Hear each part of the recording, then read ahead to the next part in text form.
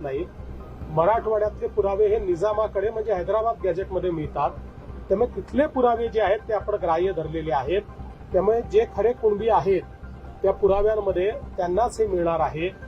आणि मला असं वाटतं की यातनं एक प्रकारे जे काही खरे हक्कदार आहेत त्यांना मिळणार आहे, पण कोणालाही खोटेपणा करता येणार नाही अशा प्रकारचा हा GR असल्यामुळे अनेक ओबीसी संघटनांनी याचं स्वागत केलेलं आहे. अनेकांनी त्यातलं आता आमच्या मनामध्ये शंका नाही असंही सांगितलंय. मला असं वाटतं की भुजबळ साहेबांची मनातली शंका आम्ही दूर करू, इतरांची मनातली शंका दूर करू. एक गोष्ट ओबीसी नेत्यांना देखील माहिती आहे की जोपर्यंत हे राज्य आहे तोपर्यंत ओबीसीवर अन्याय होऊ शकत नाही.